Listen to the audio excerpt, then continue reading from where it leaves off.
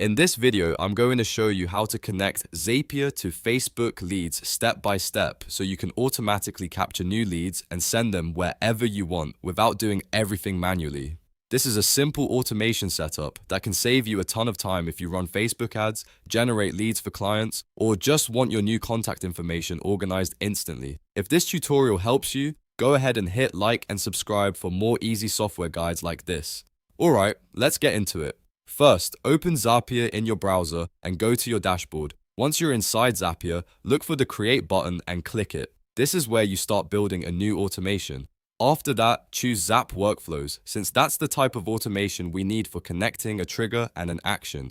Now, it's time to set up the trigger. Click on Trigger to begin. The trigger is the event that starts the automation, and in this case, it will be a new lead coming in from Facebook lead ads. In the app search bar, type Facebook lead ads and select it from the results. Once the app is selected, choose the event New Lead.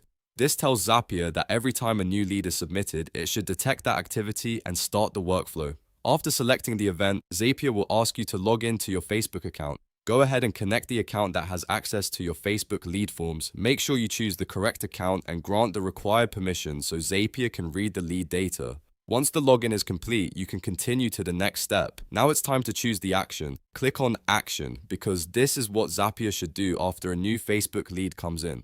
For this example, you can search and select Google Sheets, but you can really choose any app that fits your workflow. A lot of people use Sheets to store leads, Gmail to send notifications, HubSpot to manage contacts, or Slack to alert a team. After you pick your app, click on Choose an Event and select the action you want. For Google Sheets, this might be creating a new row so each lead is saved neatly in a spreadsheet. Next, log into the account for your chosen app. Just like the trigger step, Zapier needs permission to connect and send the data. Follow the prompts, sign in, and approve access. Then, you'll be taken to the setup screen where you can map the Facebook lead fields to the correct destination fields. For example, you may map first name, last name, email address, phone number, or any custom responses from your form. Once everything is connected, click Build It in the top area to finalize the workflow setup.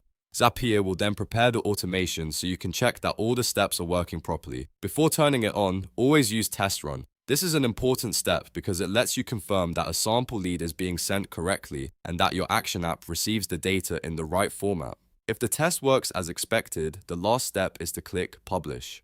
Publishing activates the automation, which means every new Facebook lead will now flow into Zapier and then into your chosen app automatically. From that point on, your lead management becomes much faster, cleaner, and easier to scale. And that's it. You've successfully connected Zapier to Facebook leads. Now, your lead capture process is automated and ready to help you respond faster and stay organized. If this video helped you out, please hit like, subscribe, and turn on notifications so you don't miss the next tutorial. Thanks for watching, and I'll see you in the next one.